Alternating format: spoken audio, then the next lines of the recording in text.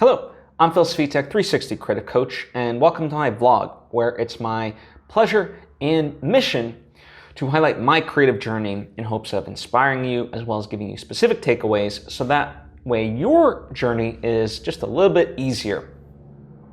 Now, before I get into things, I would like to take the opportunity to invite you to subscribe if you haven't already.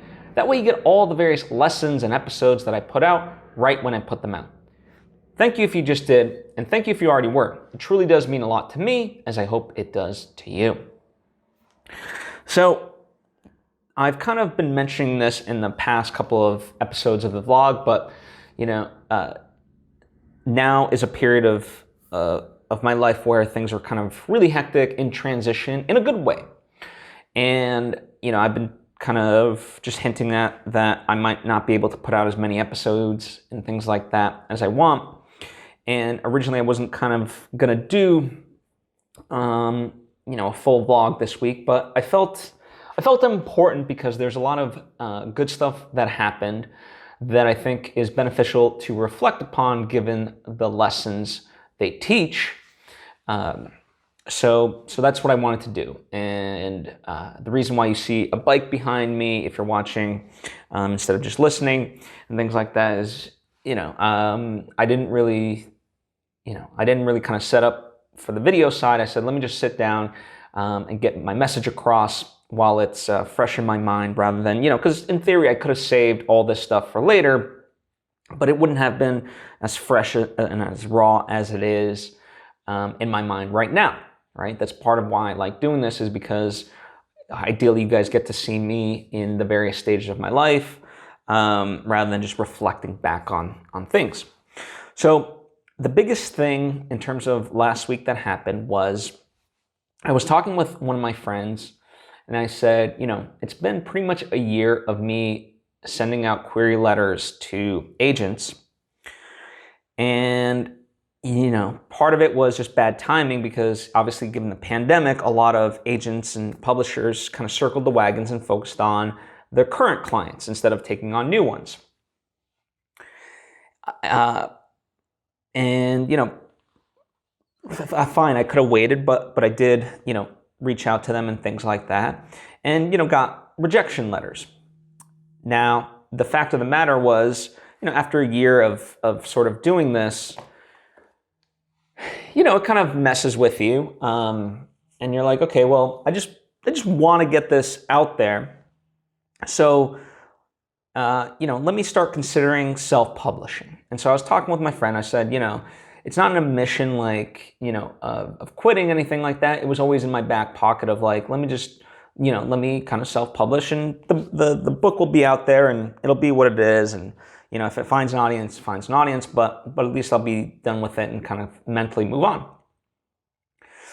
And interestingly enough, what ended up happening was like, Thursday midnight, meaning like basically the morning of Friday, I get an email from someone saying, and I kind of look at it. I was kind of randomly up in the middle of the night, and in my groggy state, I just kind of looked at it like, oh, another. I looked at the subject line because it's in response to one I sent, and having kind of seen this, I'm just like, oh, it's probably another rejection. But I opened it up and I started I kind of glanced at it, and lo and behold, it's not. And I'm like, wait a minute, this is not a rejection letter. Now, let me also be clear. This does not mean that I'm through the finish line.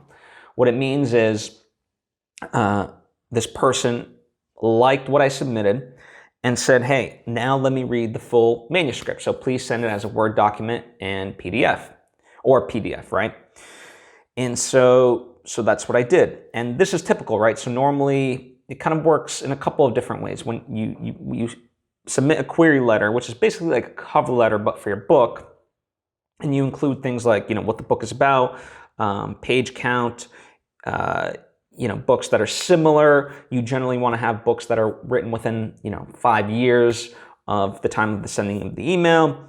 A quick little summary, not like a full synopsis, but just a summary, and then you end on yourself, right?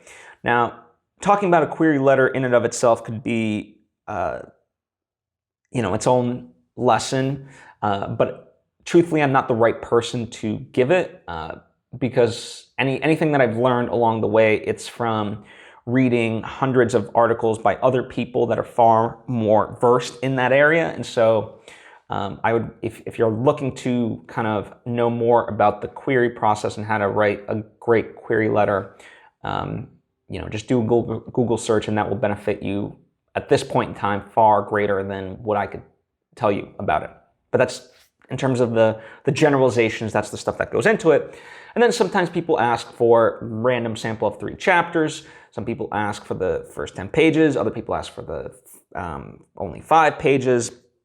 It kind of ranges, right? Some people don't ask for anything. Like, they're like, either the letter itself holds up and they want to read more, or it doesn't, right? So that's kind of, it runs the gamut.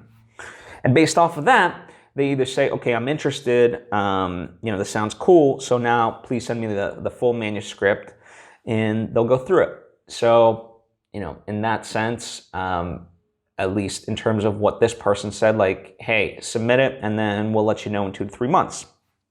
So by no means am I a client, by no means is this the finish line, this is not the end of the road, and I have to wait 2 to 3 months for a response. It's like Schrodinger's cat. Right now, it's both a success, both as a failure, but it's certainly a great step forward. And it just highlights the idea of patience, and just kind of allowing things to take their time. And I say this especially because the company themselves, they also represent scripts, which, right now I'm in the midst of trying to get a script made, right? So in that sense, once I'm still kind of polishing things here and there, along with my writing partner, and once that's complete, then I'll write to them like, hey, you guys were interested in my novel. I've also got this project, so is this something for you that's worth pursuing? Because now at least I have that. It's not leverage in the traditional sense, but at least like it allows me to customize my cover letter a little bit more, because there's at least more of a personal relationship beyond just like, hey, here's this random email from a person that you haven't met before, right? And so that's, timing wise, great. Also, any of these agents, right, in any sort of avenue, but let's just take literary agents. At the end of the day, they want clients that aren't just going to have one book and that's it. They want people who are going to be authors who are going to continue to write and create new things. And so it actually times perfectly because, I've very on the periphery, I've started kind of outlining what would be, another novel that I would write.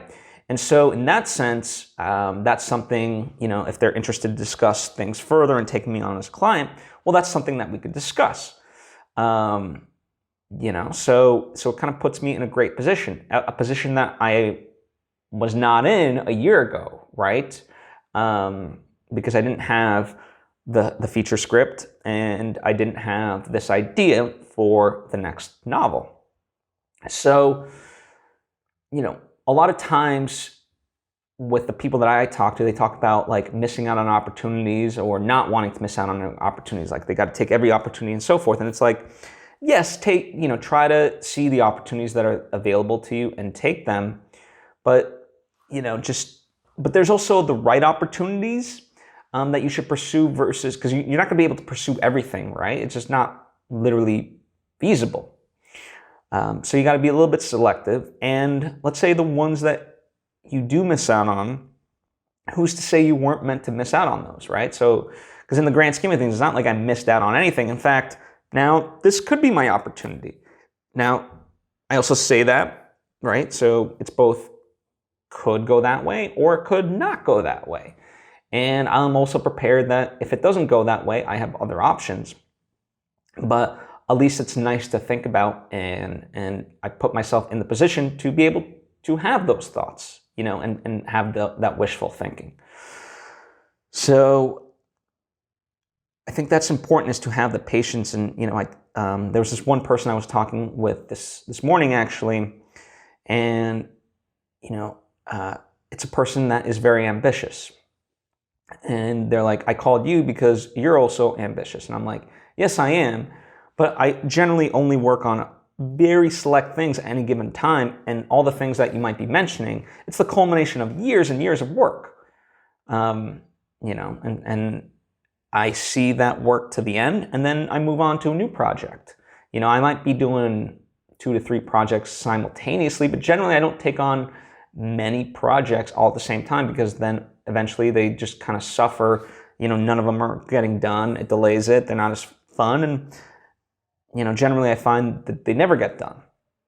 So in that sense, kind of honing yourself in and saying to yourself, like, okay, you want to do X, Y, and Z. It's like, great. No one's telling you no, just not right now. Put that on the back burner for a little bit and focus on, a couple of the things that you want to focus on. And then, once you're done with those, then you can move on to that. And that's the way I sort of, allow myself to view these things. The other big exciting thing, things are now rolling to the end. And when I say rolling, I mean like rapidly rolling, not like a slow roll. The visual effects are done. I just got the color. Sound is near complete, and I'm working on promotion. So just for a little bit of context, if you're unaware, I've mentioned the feature film script, and as part of the pitch process, in terms of what I'm creating, I created a proof of concept, which is like a short film, to highlight what the movie and its mood would be about. And it's very near complete, just a few minor details here and there. Like literally, sound is like one of the last aspects that needs to be done.